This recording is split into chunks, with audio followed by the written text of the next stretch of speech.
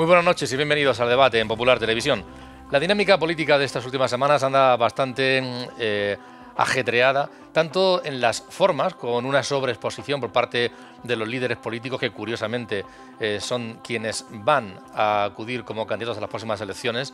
Cualquiera diría que estamos en pre-campaña. Y también en el fondo, porque, por ejemplo, en cuanto a los presupuestos del Estado, hablamos de ellos la semana pasada, no solamente hay medidas económicas para este año, que es el periodo que cubre, sino incluso también algunas medidas de calado político de lo que sería toda una legislatura. O también algunas cuestiones de las que está hablando mucho estos días, como que en general además une mucho a aquellos partidos que desalojaron al PP de Rajoy. Cuestiones como si debemos seguir avanzando en la España federal para dar una respuesta, y eso los nacionalistas no sé hasta qué punto lo verían como solución, pero bueno, pues están más cerca. También se ha llegado a hablar de cuestiones como despenalizar, por ejemplo, las injurias al rey, o incluso se ha llegado a hablar, ayer y hoy se está hablando de si los desfiles militares deben quitarse, si el 12 de octubre no debe celebrarse más el Día de la Hispanidad y debe mudarse al día de la muerte de Cervantes, por cierto, que es el día de San Jordi.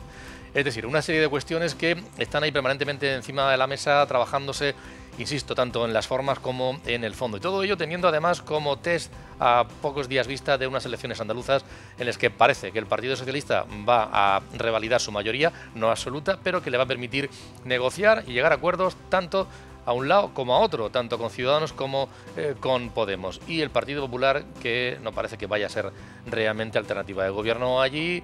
Es el primer test indirecto para Pablo Casado. Vamos a ver qué es lo que ocurre. Hablaremos de todo esto esta noche y también de las hipotecas, que lo tocamos la semana pasada, pero sigue siendo de actualidad, con ese conflicto dentro del Poder Judicial, el ámbito económico y político también bastante caliente. Les voy a presentar a nuestros invitados de esta noche. Está con nosotros Francisco Javier López, politólogo. Bienvenido, Francisco Javier. Yo no sé si los sondeos ya todavía se equivocan, y permítemelo, cuando quedan pocos días para las elecciones, a estas alturas de la vida, pues no sé si todavía se incrementa el nivel de error, ¿no? A estas alturas es como si ponemos a alguna pitonisa con la bola de cristal, sobre todo porque estamos viendo que de cara a ese primer test que son las andaluzas, se han publicado en la última semana tan solo dos encuestas y muy dispares entre sí. Lo que sí nos está diciendo es que el Partido Socialista baja en Andalucía, cosa que por otro lado debería ser lo más normal, sobre todo porque empiezan ahora el juicio de los ERES, más todo lo que se está conociendo de gastos en prostíbulos, etcétera, y demás. Y un Partido Popular que parece que en Andalucía ese efecto Casado no termina de despegar, pero todavía es demasiado pronto y tenemos que ver en estos 2 meses prácticamente que queda, o este mes y medio que queda de campaña y de pre-campaña, cómo evoluciona. Lo que sí parece es eso, que baja el Partido Socialista, el Partido Popular no termina de despegar y Ciudadanos se come prácticamente lo que baja el Partido Popular, y Podemos e Izquierda Unida más o menos se mantienen en unos porcentajes parecidos a lo de la legislatura pasada. Eso a nivel nacional, si lo extrapolamos, pues con las encuestas también que hemos conocido, parece que Andalucía es como un mundo aparte, porque los porcentajes no se parecen ni mucho menos, pero sí va a servir un poco de termómetro para ver cuál es la fortaleza real del PSOE, y el Partido Popular sí es capaz de crear ese efecto Casado del que se habla o no. Analizaremos todo esto durante los próximos minutos. Pablo Blesa, decano de la Facultad de Comunicación de la Universidad Católica. Yo he dicho antes, bienvenido, que hay en el fondo y en las formas, una sobreexposición. Estamos viendo, por ejemplo, hay titulares de periódico que Podemos está ejerciendo ahí un protagonismo muy importante con Pablo Iglesias, con una especie de figura de vicepresidente, ¿no? Buenas noches. Es cierto que estamos en un clima como preelectoral, porque en 2019 va a haber sucesivas elecciones autonómicas, regionales, europeas, etcétera, y vemos este maniobrismo inteligente de Pablo Iglesias en el sentido de que, aunque no es portavoz del gobierno, sí que es capaz de hablar con agentes y con partidos, digo, Bildu, partidos extremos, ERC, sin ningún tipo de cautelas, porque eso no mancha su marca, mientras que el PSOE no podría hacer lo mismo. nacionalismo, con esas marcas, con Bildu, con ERC, igual que lo hace Pablo Iglesias. Sería muy difícil asumir que el presidente del gobierno, Sánchez, va a la cárcel de Extremera a encontrarse con un preso de los del Procé. Con lo cual, él tiene su propia agenda, él tiene sus propios objetivos, desde luego no está ahí como monaguillo del Partido Socialista, está ahí para maniobrar dentro de esa solidificación de la izquierda, de forma que el Partido Popular encuentre una trinchera que no pudiese cruzar electoralmente a futuro, y para, dentro de ese bloque de la izquierda, poco a poco ir quedándose con él, maniobrando desde dentro. Por eso el PSOE tiene que estar a la defensiva, y el gobierno, de lo que hace este señor, instituido de manera de facto en vicepresidente, que aparentemente defiende los intereses y la gobernabilidad del PSOE para prolongar su vida política hasta 2020, pero que en realidad lo que está haciendo es erigirse como la figura clave de la izquierda, la que es capaz de crear consensos dentro de la izquierda. Bienvenido. Joaquín Asparren, compañero, bienvenido. Buenas noches. Gracias, buenas noches. La verdad es que después cada uno aparecerá con su discurso, ¿no? Pero a mí me parece que todo el mundo lo que intenta es meter los codos, ¿no? El Partido Popular dice que yo no soy el partido de centro o transversal, o el partido de Rajoy, soy más de Aznar, ¿no? Está dando la imagen. Ayer, por ejemplo, hubo una presentación de un libro que era de Aznar, pero que sirvió para proyectar todavía más la figura de Pablo Casado, y metiendo el codo porque Vox está cogiendo cuerpo por su derecha, a ver si al final le va a quitar más votos de lo que ellos pueden permitirse, ¿no? Partido Socialista con esas luchas con Podemos, es decir, todo el mundo está buscando su espacio político, porque dentro de poco ya no habrá tiempo para transmitir cuál es mi espacio, sino ahora está en mi cara, ¿no? Yo creo que nos hemos olvidado de un espacio, fíjate, Antonio. ¿Cuál? Del que cada vez se habla menos, el centro. Es verdad. Antes, ¿El centro Ciudadanos? Los partidos... A eso iba. Antes los partidos buscaban, ¿no?, el presentarse como centro-derecha o centro-izquierda. Sí. Somos progresistas, pero buscamos también el centro. O representamos a la derecha, pero también buscamos ese centro sociológico o ideológico en el que antes se suponía que estábamos la mayoría de los ciudadanos en este país y que nos orientábamos en función de Dios sabe qué, a veces por una opción o por la otra. No se habla del centro. ¿Por qué? Porque ahora mismo el Partido Socialista, estando en el gobierno, busca la hegemonía de la izquierda, busca, digamos que, quitarle luz a Podemos, aprovechando lo que ha sido el parón, por circunstancias familiares, evidentemente, de Pablo Iglesias, que ahora intenta recuperar a toda prisa. El movimiento de Pablo Iglesias no es más que intentar volver a poner a Podemos, porque la figura del liderazgo es muy potente, su figura de líder de la formación morada, intenta volver a ponerlo en su sitio, tan deprisa que incluso creo recordar, no sé si estoy equivocado, pero el pacto presupuestario no se ha abierto a un debate o consulta de las bases, como se ha hecho en otras ocasiones, de los círculos de Podemos, diciendo qué pensáis, vamos con el PSOE, no vamos, o ha sido un procedimiento tan rápido que igual para muchos militantes o simpatizantes de Podemos ha pasado desapercibido. Eso por un lado. Y en la derecha ya, porque el centro derecha, hay un problema, que es que Ciudadanos se ha escorado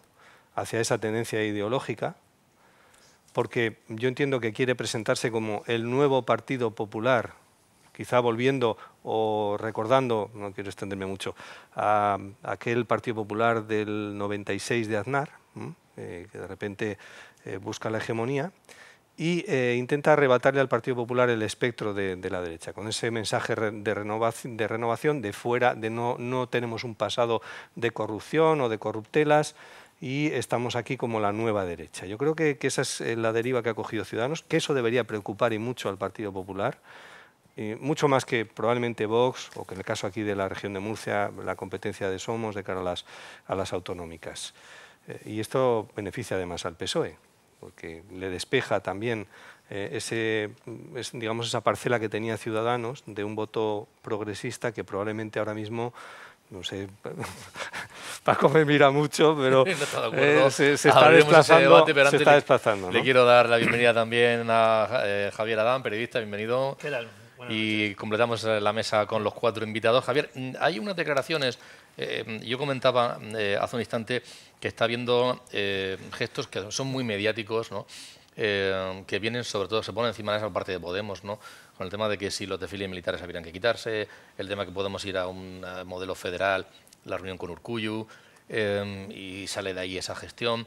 Luego, que si el 12 de octubre no debería celebrarse y podemos cambiarlo de fecha. Hay una serie de gestos que se están poniendo, saliendo mucho a los medios de comunicación, objeto de debate, las injurias al rey y demás.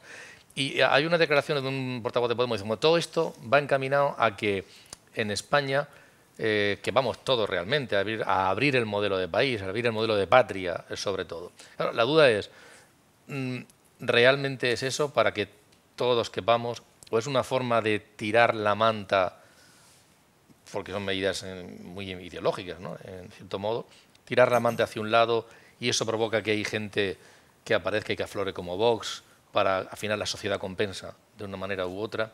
¿Tú qué crees que está ocurriendo ahora mismo con toda esta medida que se pone encima de la mesa, la reacción en los medios de comunicación y la opinión pública? Hombre, yo separaría el asunto Vox del asunto Podemos, ¿no? Yo creo que lo de Vox está surgiendo sobre todo por un cierto desgaste, a mi juicio, del Partido Popular, sí, y que no está respondiendo el Partido Popular a algunas demandas de ese sector de la población en el que, por ejemplo, cuando plantea claramente Vox, dice que se acaben las autonomías.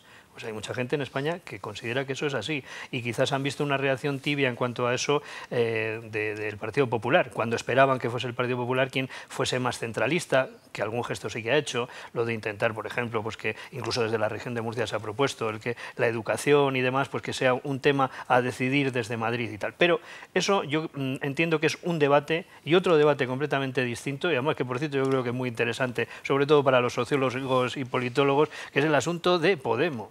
El asunto de Podemos, en el que dices, vamos a ver, o sea, por un lado parece que una radicalidad importante todo esto de esos gestos que tú enumerabas, que son como más para la galería, pero luego la realidad es que estamos viendo que hay una negociación de presupuestos, que es la ley más importante en la que de verdad se ejecutan las políticas, en las que hay un socio en la sombra del Partido Popular, que es Podemos, que entre otras cosas es el Partido Socialista, perdón, sí, que le está haciendo de delegado del gobierno en los territorios, ¿no? Pablo Iglesias, que está dispuesto incluso a sufrir el castigo de eso de ha ido usted a hablar con los encarcelados, ha ido a hablar con quienes apoyaron a los terroristas y a los independentistas.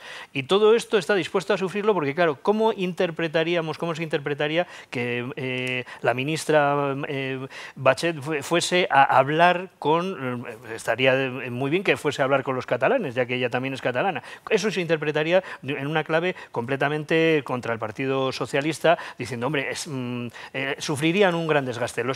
En cambio, a Pablo Iglesias no le supone desgaste. Y lo que sí es que todos entendemos, con sentido común, de que en realidad está hablando de los presupuestos, de esa ley que en breve tendrá que salirse.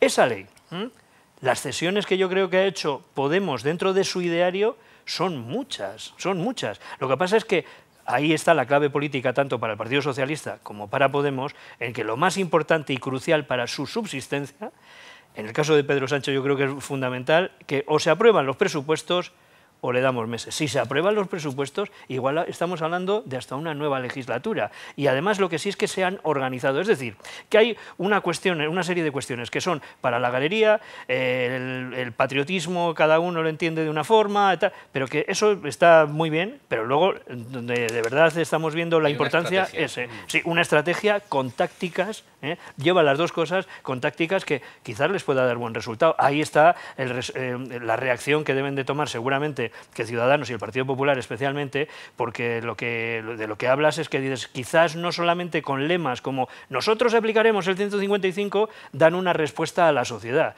Yo esperaría que desde estos otros partidos que tienen vocación de gobierno, por supuesto que el Partido Popular, pues que diesen otros elementos, otros argumentos para que las encuestas no fuesen por donde van, que en el caso de la región de Murcia, y tenemos un politólogo aquí que quizás nos pueda soplar algunas de las encuestas que parece ser que ya hay por ahí y que o la unión o se unen el Partido Popular y Ciudadanos en el futuro o quizás la deriva puede ir hacia otro lado y les perjudicará. Bueno, Javier y Joaquín le han lanzado un par de provocaciones a Francisco Javier. Te daré la palabra, pero antes te quiero preguntar a Pablo, porque ha dicho Javier, oye, está negociando, dicen los separatistas, en cualquier caso, y digo separatistas, que no van a ceder, que a pesar de esos acercamientos y demás, no hay... no va a haber un pronunciamiento a favor de los presupuestos, a no ser que la Fiscalía reme a favor por orden política. Pero, sin embargo, vimos al ministro de Defensa, de Exteriores, que decía, ¿cómo que no? Votarán que sí, porque no les queda otra. ¿Qué crees tú que van a hacer al final? En este juego político actual, de cara a la aprobación de esos presupuestos que son tan decisivos como ha señalado Javier y que también dependen de lo que diga Bruselas, porque obviamente sabemos que desde la crisis económica los presupuestos nacionales no tienen validez y ya lo sabe. Bastante tienen con Italia. Ya lo sabe hoy Italia, hasta que la Comisión Europea no los autoriza, y en el caso de España, como sabemos, hubo una carta con alguna pequeña corrección, desde luego no decisiva y no gruesa, sobre esos presupuestos. En cualquier caso, mientras que en lo troncal, que es lo que señala también Javier, puede haber eventualmente un acuerdo, se exhibe lo diferente y se utiliza la búsqueda de ese acuerdo para sacar a colación todas las cuitas del pasado. Yo quería decir una cosa, porque eso tiene que ver con la estructura del Estado. ¿Cuáles son los límites a este intento de acomodar a las minorías en un país como España? Los límites actuales son bien claros, son la legalidad, es la Constitución, y es que no hay derecho a la autodeterminación. No lo hay en ningún país de Europa serio, no lo hay en ninguna democracia occidental, y no debería haberlo en España jamás. Es otra de las cosas, de los trampantojos que ha puesto de manifiesto Podemos, el incluir el derecho de autodeterminación, el derecho a la secesión. Eso es absurdo, por razones históricas y por razones jurídicas. Las razones históricas son muy sencillas. Una, el derecho a la autodeterminación tiene que ver con un periodo del pasado, el colonialismo, en el que países, territorios, en el que la colonia, Gran Bretaña o Francia, tenían un poder omnívodo y los ciudadanos de esos territorios no eran ciudadanos, no votaban, etcétera, se les reconoció un derecho a decidir sobre su futuro. No eran ciudadanos. Eso no se puede aplicar al País Vasco y Cataluña, que son además las comunidades autónomas junto a Madrid a las que mejor les va. Eso es ridículo. Luego, la idea de jugar con las fechas y con las efemérides nacionales. La idea de tapar, ocultar y esconder, acodar fuera del calendario a las Fuerzas Armadas. Me parece también ridículo y absurdo. Acabar con el Día Nacional y el Día de las Fuerzas Armadas me parece otra cosa ridícula. Aquí el problema no está si las comunidades autónomas y nuestro modelo territorial es bueno o malo como herramienta, porque como herramienta ha sido bueno, ha sido respaldado por la historia, hemos crecido económicamente, somos una sociedad libre y una democracia mejor. Aquí está en una cosa sustancial, la deslealtad de algunos territorios o algunos partidos políticos en territorios al modelo que nos dimos en nuestra Constitución, de lealtad evidente, patente e incluso arrogante. Entonces yo creo que podemos intentar hablar, y seguiremos hablando, de una democracia plural con estas minorías, los partidos pequeños, ERC, el PDCAT, Bildu, existen y están ahí y se les respeta. Pero no podemos hacer un Estado para que se sientan cómodos unos poquitos dentro de una nación histórica de 500 años que se llama España. La ruptura entre PSOE y Podemos fuese inminente. En otros tiempos hubiera sido, ¿no? Venta de armas a Arabia Saudí. Partido Socialista y Partido Popular lo sacan adelante en el Congreso. Podemos y las demás fuerzas pues dicen que no, pero sale adelante, ¿no? Por suerte. Por suerte para los trabajadores y todos los negocios que hay allí de las grandes empresas españolas que luego tributan aquí. Pero dices, eso yo creo que hace apenas unos meses en Podemos hubiese supuesto una auténtica revolución. Es decir, ¿cómo? ¿Que vamos a cambiar muertos por pan? Eso no estamos dispuestos, ruptura, se acabó las negociaciones, no os volvemos a apoyar en nada de lo demás, adiós, vamos a decir adiós a los presupuestos, etcétera. Y no tiene esas consecuencias. Tiene la consecuencia de nosotros nos posicionamos aquí, pero no rompemos. ¿Por qué? Porque yo creo que sí que han aprendido de la vez que no apoyaron a Pedro Sánchez. Solo una frase. Es que Pablo Iglesias se ha errejonizado. Pablo Iglesias se ha hecho Errejón. Errejón debe estar fastidiado porque la política hoy de Pablo Iglesias es la que proponía Errejón y por lo que se le denostó y perdió las primarias. ¿Por cuál de los hachazos o de los envites? Y dinos los resultados esos que parece ser que ya se están cociendo por ahí, a ver, aquí en la región de Murcia. Yo no he visto ninguno. Me han llegado de oídas. Pues eso, los que te han llegado de oídas. No, de oídas, vamos a ver. Básicamente el que conocemos todos es el estudio que hizo la Universidad de Murcia para la Asamblea Regional en primavera, y más o menos van casi todos por esa línea, en la que se da una bajada del Partido Popular con un crecimiento de ciudadanos, donde el Partido Socialista tiene ese techo de cristal en la región de Murcia, que está entre el 20 y el 23% aproximadamente, pero claro, esa encuesta no recogía otras opciones, como era fundamentalmente Movimiento Ciudadano en Cartagena, no sabemos este auge de Vox o esta propaganda que se está creando alrededor de Vox, porque hay que hacer una reflexión. ¿Vox es real? ¿Vox es un artificio? ¿Vox es un globo sonda que desde ciertos medios se está lanzando también o se está creando para debilitar el tradicional eje la tradicional balanza derecha-izquierda? Todo eso hay que analizarlo. Volviendo a la región de Murcia, tendremos que esperar a nuevos sondeos para ver exactamente cómo se capitaliza todo eso. Lo que está claro es que vamos a asistir probablemente a partir del último domingo de mayo del año que viene a una asamblea regional muy italiana y que no sabemos la gobernabilidad por dónde va a ir, porque esos dos ejes no están claros, no suman mayorías probablemente entre ninguno de ellos, y después estamos asistiendo, como este fin de semana, al nacimiento de partidos donde el mensaje que se lanza, más que un mensaje político, es un mensaje personal. Hemos visto entrevistas en las que parece que el objetivo de nacimiento de un partido es ir en contra de personas que están en otro partido más que de tener un objetivo político claro. Entonces, Paco, no, por decir, a ver, a mí algún olorcillo de la cocina del CEMOP sí me ha llegado. a mí no me ha llegado.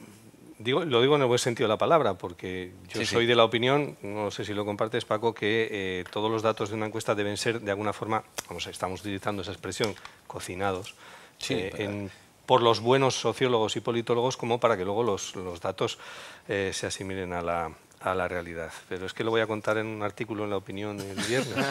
No, Ya no puedo, No, no puedo adelantar más, pero... la esencia. Sí, no, si es que es lo único que me ha llegado. Me ha llegado la esencia. Yo no tengo los datos, por supuesto, que los tienen todavía en esa fase de elaboración, en esa segunda fase. La ¿no? esencia se llama 14-9, valga por ejemplo, no, con sin cifras, llegar a y eso da escaños. mayoría no absoluta, llega a o escaños, suman, no llego a suman escaños. 23. No digo, pero es decir, lo que iba a apuntar era que la confección de ese artículo sí que me dio pie el otro día a repasar los resultados de las elecciones autonómicas del año 2015. Y hubo dos datos, o tres mejor dicho, que a mí me llamó la atención porque no me acordaba de ellos y pueden ser significativos a la hora de marcar esa encuesta del viernes y también del artículo del viernes, pero no sé cuándo va a salir en 2 o 3 semanas. Y las elecciones del año 2019. Primer dato, Movimiento Ciudadano. El Movimiento Ciudadano se presentó a las elecciones autonómicas del año 2015 y creo que sacó 8.000 votos, 8 o 9.000 votos, con lo cual, es decir, probablemente el input, la fuerza de Movimiento Ciudadano sigue muy restringida a lo que es la ciudad de Cartagena. La ciudad de Cartagena y sus diputaciones. Siempre y cuando no haya un acuerdo electoral con independientes de otro municipio. El segundo dato, que por ahí van los tiros. Vox también se presentó en las elecciones del año 2015 y sacó 5.500 votos. Tuvo 5.500 votos. Y el tercer dato es que Podemos, que yo tampoco recordaba, se presentó como Podemos, pero sin Izquierda Unida. Izquierda Unida en aquellas elecciones sacó 30.300 votos, que si los extrapolamos a la nueva ley electoral y al 3%, a Izquierda Unida hoy hubiese tenido representación en el Parlamento más la representación de Podemos. Y yo no sé hasta qué punto puede ser eso también, que podría mediatizar los resultados y las elecciones del 2019, una tentación para, creo que se llama José María Álvarez o Jesús María Álvarez, el actual coordinador regional de Izquierda Unida, él decir, bueno, nos terminan de absorber del todo en Podemos, porque creo que en el Ayuntamiento de Murcia ya suenan opiniones de que va a seguir ahora Murcia por un lado y la otra opción, la otra marca, la marca de Podemos, por la suya. Parece que no hay entendimiento y vamos a tener dos candidaturas de nuevo muy similares en programación. Así que son datos... Está todo por hacer en cualquier caso y son en gran medida especulaciones. Como por ejemplo, yo no sé, Javier, ¿tú tienes hipoteca hecha? ¿Tienes previsto hacerla ahora? Por suerte la pagué y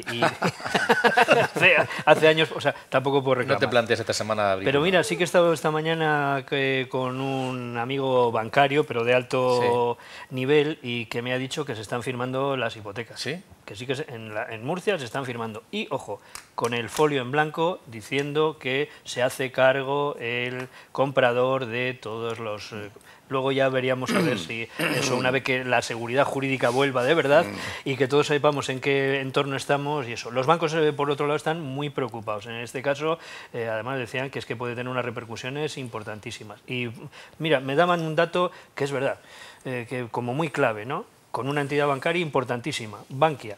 Depende cuál sea la resolución que se tome al final en la nueva revisión que se haga en el Tribunal Supremo, hasta dónde se pueda o no reclamar pues a una entidad como Bankia, que sabemos de dónde viene y cómo está, pues le podrían hacer un 7 muy grande, me decían así, un 7 muy grande. Eso hasta dónde llega. ¿Qué os parece el conflicto que se ha quedado?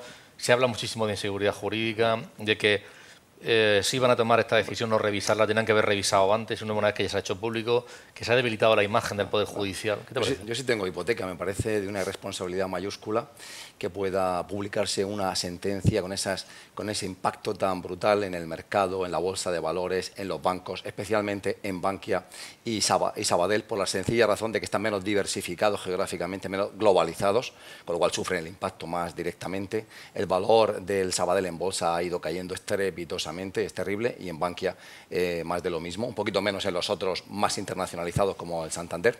Es profundamente irresponsable que la Sala del Contencioso Administrativo del Tribunal Supremo pudiese publicar una sentencia que es firme, la sentencia es firme, sin calcular, sin aclarar los resultados de su aplicación y dejar a millones de ciudadanos en albis, a los bancos en la miseria bancaria, es decir, hundiéndose en bolsa, y que ahora tengan que convocar al pleno de esa sala para cerrar el 5 de noviembre y aclarar el resultado de su sentencia. Pero repito, la sentencia es firme, y a eso hay que añadirle que Podemos ha también imputado o ha presentado un recurso contra el señor Díez Picazo, que es el presidente de esa sala, en el sentido de por qué ha convocado esta reunión plenaria el día 5, que es bastante insólito. Y lo que ha habido es, primero, en el año 95 se aprobó un reglamento que decía, por su artículo 68, que el responsable de pagar este tributo en los casos de hipoteca era el solicitante. En 2005, como hubo ya quejas y hubo ya litigio, el Tribunal Constitucional avaló en 2005 que efectivamente el solicitante era el que pagaba este tributo notarial. Pero luego, a partir de ahí, la Sala de lo Civil del Tribunal Supremo y la Sala de Contencioso empezaron a emitirse sentencias distintas. Y eso ha llevado en 2018 a que la Sala de lo Civil decía que pagaba la entidad bancaria y la Sala de lo Contencioso que no, que pagaba el solicitante. Finalmente, la Sala de lo Contencioso emitió esta última sentencia sin que aparentemente lo supiese el señor Picazo, que estaba en Valencia en un congreso, y entonces el señor Picazo se quedó sorprendidísimo de que se había publicado la sentencia. Sin él saberlo, cundió el pánico en las bolsas, la presión, quizá la presión de lobbies financieros, no sabemos, y como resultado esta chapucera gestión comunicativa y, por supuesto, legal de la aplicación de una sentencia. Vamos a escuchar algunos testimonios que hemos recogido que van a ilustrar este tema, que creemos que son interesantes. Por ejemplo, rápidamente Adicae se ha puesto en marcha y ha convocado reuniones en todas las comunidades autónomas, todas las grandes ciudades de España. Aquí en Murcia, su responsable, Manuel Funes, comentaba lo siguiente. Al final, la reclamación puede venir extrajudicialmente, que nosotros desde la asociación también se hace de forma colectiva. No es lo mismo reclamar uno a uno que inundar de reclamaciones el servicio de atención al cliente a través de Adicae. Hace mucha más fuerza, sobre todo de cara a llegar a un acuerdo para todos. Hombre, lo del Supremo es una tomadura de pelo, claramente, porque bueno, primero dicen una cosa, dicen que todos los gastos tienen que correr a cuenta de la parte prestataria. Es decir, que los consumidores no tienen que pagar los gastos, es decir, tiene que estar negociado entre las partes. Luego dice que sí, pero que el impuesto de actos jurídicos documentados, que supone prácticamente el 70% de los gastos, que los tiene que pagar el consumidor. luego recula y ahora parece ser que otra vez se vuelven a reunir para ver si siguen para adelante o no. Bueno, al final esto es una tomadura de pelo, alguna ley que es tan clara y lo único que pedimos a los bancos es que la cumplan, pues que bueno, que estén con estas controversias porque por ético los bancos, que si se aplica pues van a caer, no van a caer por esto, caerán por su mala gestión. El tema de la retroactividad, es decir, todo el que tenga una cláusula de gasto hipotecario en su hipoteca puede reclamarlo independientemente, no hay fecha. Eso de la retroactividad no hay fecha, están diciendo que hasta 2014, no. Es decir, al final si tienes una cláusula en la que te dice que todos los gastos los tienes que pagar tú y no está negociado, pues tienes que reclamarlo, y para reclamarlo pues puedes reclamarlo aunque esté la hipoteca esté viva, no esté viva o haya pasado los años que hayan pasado. Bien, la verdad es que es un tema sin duda que interesante para abordar, para analizar, y yo creo que hay un sector profesional que tiene un termómetro muy importante en todo esto, porque hacía referencia Javier el tema a la banca, de hecho han hecho declaraciones sobre este asunto. Al final dice, bueno, pues si se quita el impuesto se le aplicará a los al préstamo sobre los propios intereses y al final vamos a pagar nosotros, los ciudadanos. Me comentaban de una manera, yo entiendo que es razonable, o sea, es decir, que si esto no se aplica con efectos retroactivos y de alguna manera se aclara que esa sentencia, que es firme y demás, la repercusión... en la retroactividad. Claro, pero por eso viene todo este lío. Sí, pero por eso que no dejas en una situación tocada a algunas entidades bancarias y quizás a futuro. En cuanto a lo que es eso, que parece como una amenaza, y de, oye, pues si no va por un lado, irá por la otra. Dices, no, pero cuando te lo explican, pues lo entiendes quizás mejor. Ahora se estaba haciendo una apertura de hipotecas, pues interesantes, con una apertura muy pequeña, una comisión de apertura muy pequeña, y luego, pues el resto de los intereses, pues también estaban muy ajustados, ¿no? El margen que tienen las entidades financieras ahora mismo en las hipotecas no es demasiado grande, ¿eh? Por eso están trabajando mucho en el tema de los préstamos personales, etcétera, etcétera, que ahí hay como más margen, ¿no? Porque al fin y al cabo no son entidades privadas que lo que tienen es que ganar dinero, porque si no, pues estarían abocadas al cierre y con consecuencias terribles.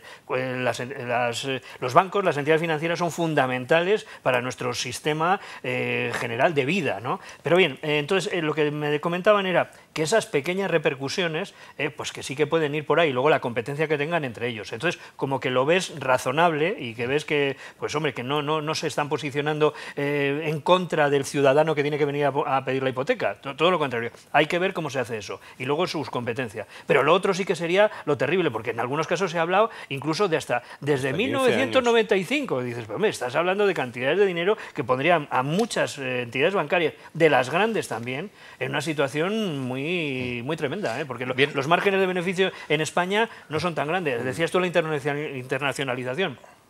Me comentaban, la margen o sea, los beneficios que puede tener alguien como el banco, una entidad como el Banco Santander, en realidad vienen de fuera, ¿eh? Sí. Aquí el margen en España es muy pequeñito, o sea, entrarían directamente... Perdía dinero, decía. Pero escúchame, comentaba el responsable de ICAE, pero hombre, ¿y si lo han estado cobrando injustamente? Pues que lo devuelvan. Sí, oye, bueno, es que ahora... es que tener que devar ese dinero les va a hacer un daño. Pues es que han estado engordando antes, cobrando indebidamente una cantidad. Si eso es lo que dice el juez, pues es justo que se devuelvan al ciudadano. Sí, pero que luego se complicó la cosa con la crisis, por ejemplo, pues el tema de los embargos. El tema de los embargos, que habría que verlo, a ver si esas personas se les debería haber embargado o no, porque en base a las cantidades que fuesen. Pero claro, también esa retroactividad que puede haber, a los bancos que miran desde su punto de vista, dicen, nosotros es que dimos en una cantidad X 200.000 y resulta que nos retornan la vivienda porque se la hemos tenido que embargar y el valor que nosotros ahora podemos retrotraer de la nueva venta son 100.000. Ahí hay una diferencia, es decir, es un jaleo tan tremendo que hay veces que sí que realmente los tribunales, cuando los problemas son tan grandes, deciden que hay que poner en un límite, es decir, pues a partir de ahora es cuando tiene que ir esto para adelante, porque hacia atrás es imposible aclararse. Yo comentaba que hay un sector profesional que tiene el termómetro de esto, es el de los notarios. Y hemos pedido el asesoramiento, la ayuda de un notario para que nos aclare algunas de estas cuestiones. Me refiero a Javier Escolano. Javier Escolano nos aclara 3 cuestiones muy concretas sobre ese tema y arroja luz. Pues sí, entendemos por una hipoteca media, por ejemplo, un principal dado por el banco de 100.000 euros, pues el tipo aquí en Murcia, porque es un impuesto que está transferido a las comunidades autónomas, es el 1,5%, pues ascendería a unos 1.950 euros. Porque hay que tener en cuenta que la base sobre la que se calcula el porcentaje o el tipo que hemos dicho, 1,5, que es el general, aunque hay otro más reducido, el 0,10, para menores de 35 años, familias numerosas, no se calcula sobre la cantidad que nos da el banco, sino por todos los conceptos que se garantizan en una hipoteca, que suelen estar entre un 20 y un 30% más del principal. Por tanto, 100.000 euros, 1.950, 175.000 euros, 3.200 aproximadamente. Y hay una inseguridad, evidentemente. Si la hay entre los expertos jurídicos, ¿cómo no va a haberlo en cuanto a la gente en general, los ciudadanos? Sí, hay muchas dudas y muchas preguntas y quizá pues alguna recomendación se podría hacer. Yo creo que hasta que no se publique la sentencia, esta que estamos hablando y produzca efectos generales, o el día 5 se pronuncie el Pleno, pues podemos esperar, porque la vía más directa sería si los que hemos sido sujetos pasivos, porque hemos constituido un préstamo hipotecario como ciudadanos, como consumidores, como prestatarios, y no debíamos de ser sujetos pasivos, es decir, no debíamos de pagar el impuesto, lo que procede, si no han pasado 4 años desde que presentamos la liquidación del impuesto, es reclamar a la agencia tributaria autonómica la devolución de esa cantidad. Que eso es independientemente de la negociación que tengamos con el banco. Esa es una vía. La segunda vía sería, civilmente, dirigirnos contra el banco por entender que la cláusula donde se decía que teníamos que pagar el impuesto, pues es una cláusula que civilmente no es correcta, es abusiva o no es transparente, y entonces irnos por la vía civil. Pero claro, ahí tendremos más dificultades quizá hasta que no se fije la posición definitiva por el Tribunal Supremo. Bueno, muy interesante. Es interesante sobre todo la variable que ha introducido el notario Escolano respecto a las haciendas autonómicas, que han sido quienes han recaudado ese dinero, y él mismo nos decía que había 2 cauces en esas hipotecas: reclamársela a las haciendas autonómicas o ir por la vía civil contra el banco.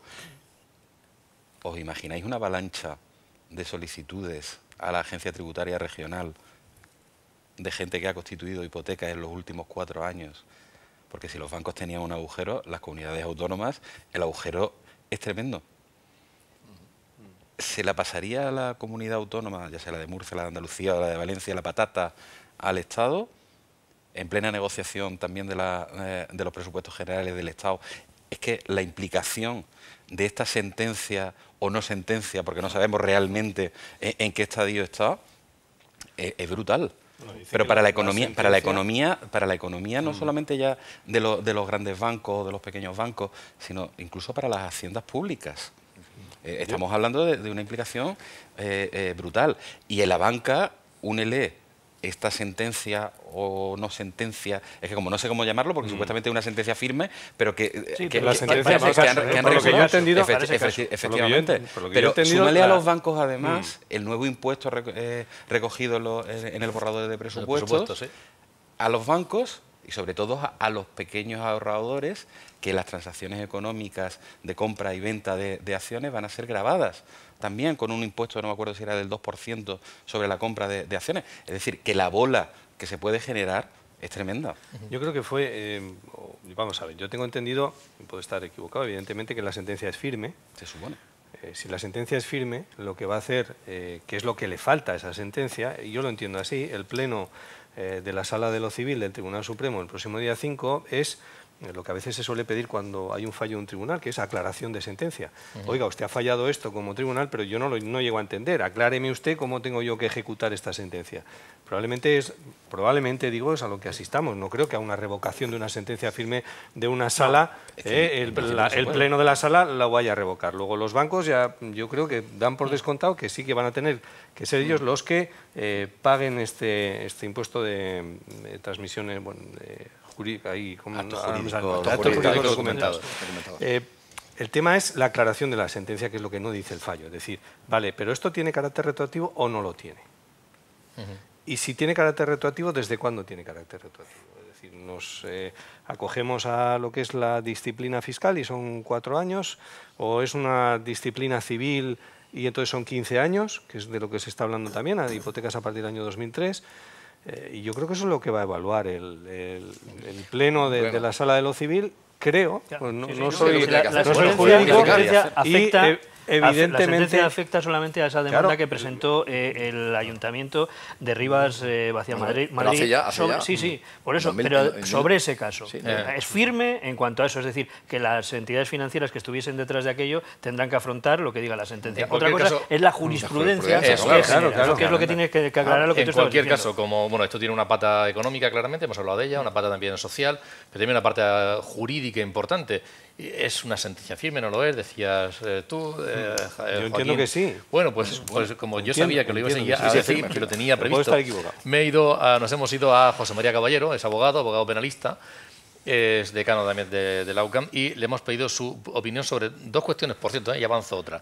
Una, ¿qué le parece el lío, si me permítame la expresión, jurídico que se ha montado sobre este asunto? Pero ya he aprovechado otra cuestión y luego os pediré vuestro punto de vista.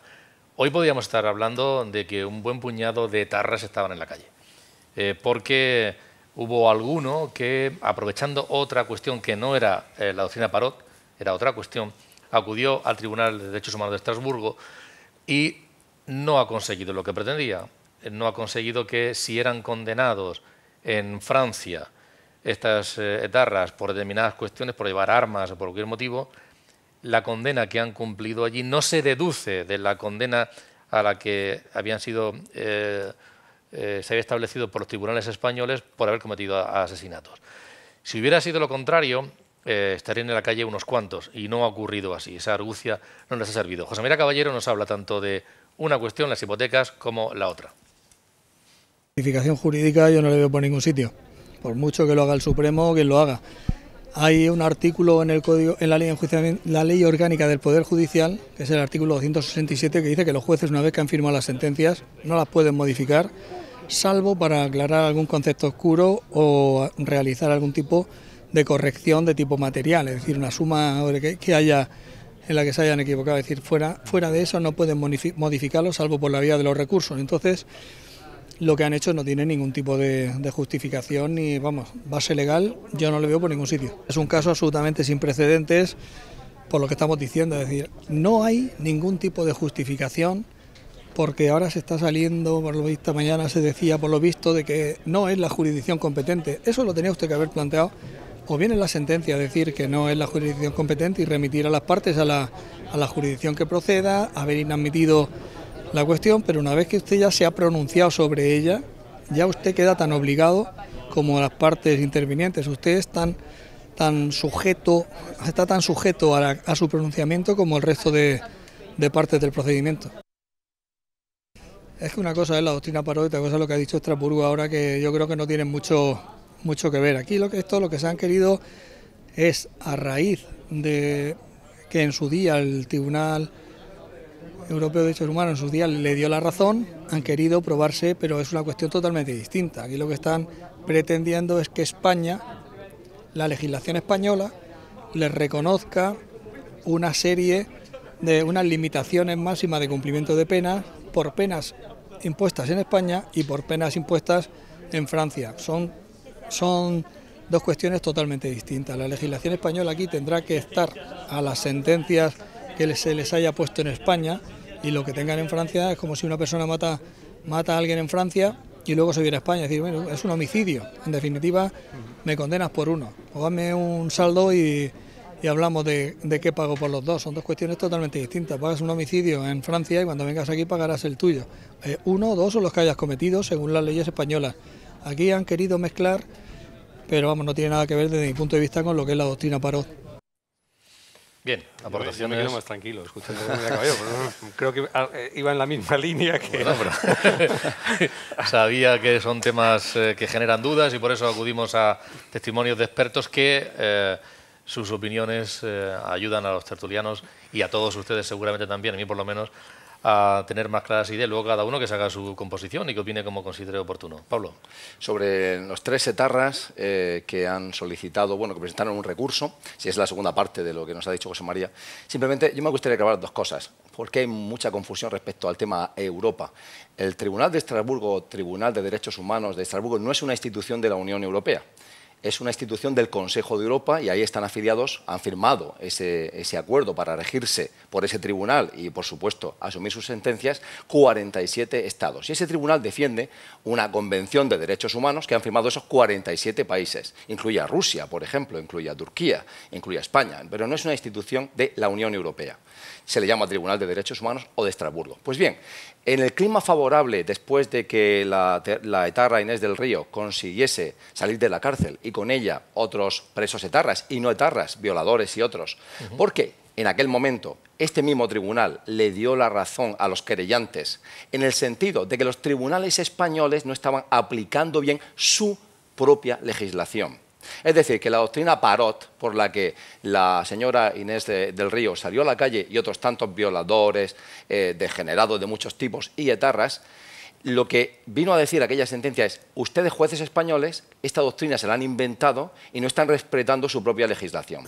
En este caso cambia por completo, porque en este caso lo que ha dicho la sentencia de este tribunal es, frente a ese recurso de esos 3 etarras, es que los tribunales españoles sí están actuando en derecho. ¿Y cuál es ese derecho? Esto hay que explicarlo muy sencillamente.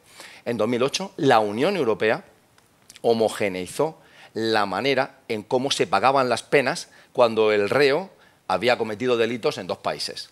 Esa directiva europea, de la Unión Europea, se trasladó en España en 2014 por una legislación aprobada por Rajoy y se puso una disposición final que decía que los delitos que se habían cometido antes de 2010 no se regían por esa sentencia. Como en este caso esos 3 etarras habían cometido sus delitos antes, ni ha habido retroactividad respecto a sus penas, ni se ha alargado su estancia en prisión. Y lo que dice este tribunal es muy sencillo. Dice, vamos a ver, está claro que los jueces españoles han aplicado correctamente la ley española. Está bien y, por lo tanto, no ha habido ni desamparo, ni ha habido injusticia con estos etarras. Y es cierto algo que tú dices muy importante. Si hubiese el Tribunal de Derechos Humanos dado la razón a estos 3 etarras, de los 235 etarras que hay en prisiones en España, 69 hubiesen salido inmediatamente por la puerta. ¿Opiniones al respecto? Quiero decirlo, Pablo lo ha dejado muy claro en lo que es esa doctrina aplicada, ¿no? Es decir, no se puede sumar o no se podía sumar, o restar, mejor dicho, en este caso, ¿no? Por un mismo delito, las penas de prisión, ¿no? Muchos de estos etarras habían sido detenidos en Francia, como se decía entonces, por asociación, no se decía por organización terrorista, era asociación de malhechores y tenencia ilícita de armas. Eso es. Y se les condenaba en Francia por esos delitos, y lo que se evita así es que aquí en España, una vez que eran extraditados, venían y se les condenaba por organización terrorista y por tenencia ilícita de armas también, con lo cual bueno, entrábamos ahí ha sido un poco el origen ese, ¿no? Es decir, oiga, que yo ya lo de la tenencia ilícita y la asociación esta de terrorista ya lo he cumplido en Francia. Hay que decir que estos 3 etarras tienen derecho a recurso, porque en ese caso ya la sala al completo del Tribunal de Derechos Humanos vería el caso, pueden recurrir la sentencia. Pero bueno, parece que es una sentencia... Sí, algo similar puede ocurrir también seguramente que con lo de las hipotecas, es decir, que al final acabemos viendo este escenario en los tribunales europeos y en todo caso, si sea la norma o sea la interpretación que se haga allí como fuere, pues que haya una transposición a la normativa española y que también, es decir, que no solamente acabará aquí en el Supremo, sino que seguramente que lo veamos al subir a esos niveles de los tribunales europeos. Es que, Javier, una cuestión. Hemos hablado de temas económicos, temas de política, temas sociales. A mí me gustaría, está trabajando mucho en el tema de transparencia, que tú comentaras qué cosas los ciudadanos a día de hoy no están dispuestos a permitir en cuanto a que no se sepan, en cuanto a que no se conozcan, y de pronto aparece un medio de comunicación que lo desvela de una reunión. ¿Qué cosas a día de hoy deben ser realmente transparentes y deben estar en la opinión pública? Pues mira, precisamente... Si hay alguien que está haciendo cosas al respecto. Mira, a lo largo de la tertulia empezamos hablando precisamente de la negociación de los presupuestos. Una de las cosas que todo ciudadano tiene derecho a conocer y que pese a que nos chirríe más o nos chirríe menos cómo se está llevando la negociación de los presupuestos, una de las cosas positivas que estamos viendo es que hay publicidad en cuanto a cómo se llevan las negociaciones y con quién se llevan las negociaciones. Incluso estamos viendo que hay líderes políticos que acuden a prisión a reunirse con políticos presos para verlo. ¿Por qué? Porque hasta ahora muchas de la toma de decisiones tanto en el nivel ejecutivo como en el parlamentario, no conocíamos con quién se reunían los responsables públicos, tanto ejecutivos como legislativos, a la hora de tomar esas decisiones, a la hora de legislar. Asistimos ahora desde hace unos meses a una apertura de agendas en el Congreso de los Diputados. Los diputados ahora te dicen con quién se van a reunir y para qué se van a reunir. Hay diputados como, por ejemplo, la vicepresidenta primera del Congreso, Rosa Romero, que todas las mañanas te dice cuál es su agenda. Eso en el nivel estatal. A nivel autonómico hay alcaldes como el de Málaga, que lleva ya por lo menos 6, 7 años, que a posteriori, la semana pasada, facilita a los ciudadanos saber cuál ha sido su agenda, pero no su agenda informativa, sino su agenda de trabajo, con quién se ha visto y para qué se ha visto y quiénes estaban presentes en esa reunión. Sí, bueno, yo haría algunas puntualizaciones vamos a ver. a estas cuestiones. Sí, pero es importante que los ciudadanos conozcamos con quién se reúnen los políticos para poder hacer una trazabilidad de las decisiones, para hacer una trazabilidad de las leyes, y eso junto con, habéis oído hablar mucho de los registros de lobby, de los registros de grupos de interés y demás. Son registros en los que cualquier grupo, cualquier asociación, cualquier empresa que quiera reunirse con un político tiene que estar inscrito previamente y tiene que hacerse pública esas reuniones que se van a mantener. Por eso, porque al final nos podemos encontrar con que un político se ha reunido con alguien que le ha grabado y yo a este señor no le conozco de nada. Pues mire usted, sí, nos reunimos y además estuvimos hablando de cómo se iba a llevar a cabo tal cosa o tal cual otra. Algunas reuniones será duro contarlo, pero otras seguramente es una forma de quitarse un peso de encima. Efectivamente. Porque si no, luego el con que te has reunido, si es en privado, siempre puede sacar esa grabación, esa conversación. No obstante, siempre hay que delimitar el ámbito privado del ámbito público, porque obviamente los políticos tienen también su vida privada y en su vida privada pueden tener sus amigos, pueden tener sus conocidos, etcétera. Pero todo lo que atañe a la toma de decisiones públicas tiene que estar con luz y taquígrafo. Bueno, yo te haría dos puntualizaciones. Ahora me las... Sí. No, pues claro. Bueno, a raíz de la cuestión de la transparencia surgen una serie de ideas, de situaciones que me gustaría también comentar. Todos tenemos, cuando hablamos de transparencia y de limpieza de fondo, la imagen de Villarejo también, por todas las escuchas, todas las cenas privadas grabadas, los comentarios que ahí surgieron, la caída de ministros puestos en entredicho, es decir, las cloacas del Estado o de lo que sea, o detectives privados. Pero yo quiero ir un poco más allá. Por ejemplo, hablando de la transparencia, a mí me sorprendió el otro día una sentencia de un tribunal alemán. A mí me sorprendió y me extrañó que ese tribunal, de nuevo, por segunda vez, manifestase que los ciudadanos europeos que pagamos los sueldos de los parlamentarios europeos, y hay 700, grosso modo, hay unos 60 españoles, es decir, nuestro europarlamentario Valcárcel es de los más famosos, pues que esos europarlamentarios que cobran 8.000 euros al mes, las dietas que reciben y que son casi superiores a su salario, no deben por qué y no se pueden hacer públicos cómo se han gastado esas dietas.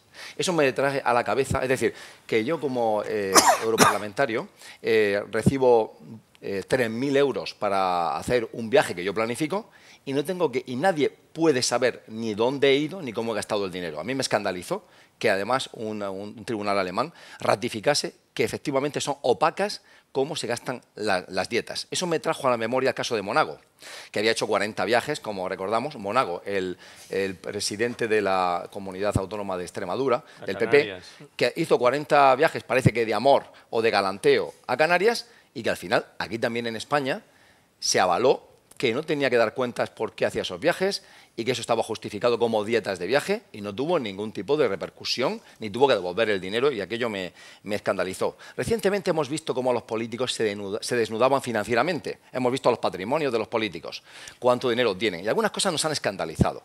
Por ejemplo, me ha escandalizado mucho que el que fue asesor y mano derecha de Rajoy tuviese en su cuenta bancaria, el pobrecito, 3.000 euros. Realmente me escandalizó. Yo no sé cómo maniobran o si maniobran a partir de la ley para, digamos, poner a nombre de otras personas sus bienes. Pero a mí me extraña mucho que un señor que ganaba 300.000 euros al año y que ahora creo que está en Bruselas, tenga 3.000 euros en su cuenta bancaria. Algunos otros datos también escandalizaban, pero más bien sorprendían más que escandalizar, sorprendía. Entonces, hemos visto cómo se desnudaban financieramente. Sabemos que no podemos preguntar por cómo se gastan el dinero público en sus dietas de viaje, etcétera. Y luego me gustaría recordar como caso portentoso de transparencia lo que sucede en los países escandinavos, donde los cargos políticos tienen un correo electrónico que es el oficial y están obligados a emplear ese correo electrónico. No puede haber comunicaciones, obviamente las privadas desde otra vía, pero no puede haber comunicaciones laborales desde fuera de esos correos y de esas vías que tienen establecidas. Dos intervenciones muy breves para terminar, estamos fuera de tiempo. Una, Joaquín, sobre esta cuestión y otra que le reservo para Javier. Bueno, las dos puntualizaciones. No voy a sorprender mucho. Una, está muy bien que se publique la agenda de los políticos o de los cargos institucionales, mejor dicho, en este caso, de con quién se van a reunir. Sería más bueno o mejor y más interesante, aunque eso está muy bien, que luego se nos informara de cuáles han sido los contenidos, no los contenidos, sino los resultados de esa reunión. Es decir, me he reunido con este señor a las 10 de la mañana, ¿vale? ¿Y qué? Para hablar de no sé qué, vale. ¿Y luego cuál ha sido el resultado de esa reunión? De eso no se habla. Por eso le hablaba yo y luego, de que nos puede por el permitir contrario, hacer la trazabilidad. Claro, por el contrario, un proceso de negociación, yo entiendo que lleva una parte que debe seguir siendo reservada y porque da mayor libertad a las partes negociadoras para poder, digamos, esgrimir con más tranquilidad o con más sosiego lo que son sus armas de negociación. ¿Qué es lo más importante de esos procesos? Que no haya letra pequeña, que luego el acuerdo al que se llegue en esas negociaciones, que a mí me da igual que sean públicas o privadas, pero que todos los puntos de ese acuerdo que se llegue en esa negociación sean luego transparentes y que no haya letra pequeña. Yo entiendo que es más importante. Una última cuestión, Javier. Se está redimensionando en el Congreso de los Diputados el traspase, las condiciones del traspase. Creo que hay motivos para estar preocupados. Podemos estar relajados o hay que estar ahí muy pendientes de lo que va a ocurrir con el trasvase y las necesidades hídricas de la región de Murcia. Pues mira, voy a hacer referencia también a la conversación, casualmente, es que además ha sido muy interesante, con estos expertos en banca, además de alto nivel, que toman decisiones y que tienen muy alrededor a todas estas grandes empresas murcianas que generan tanto empleo y tanta riqueza. El tema está para preocuparse mucho, porque no hay peor cosa que la incertidumbre en la economía. Y entonces ese miedo a no saber cuál es el futuro, esa inseguridad también que se produce, e inseguridad jurídica, es algo terrible. Entonces estar en la nada, pues quizás a algunos les pueda parecer que es algo óptimo para la negociación futura, pero a efectos de empleo y generar riqueza, no hay peor cosa que esa incertidumbre. Y lo que nos están generando es eso. Pues hay negociaciones sobre este tema. Hay debate político y bueno, estaremos muy pendientes. Se está hablando mucho hoy y también será en los próximos días. Muchas gracias a Javier Adán, a Joaquín Azparren, a Pablo Blesa, a Javier López por haber estado con nosotros y a todos ustedes. El próximo jueves es fiesta. Volveremos la siguiente semana. Buenas noches.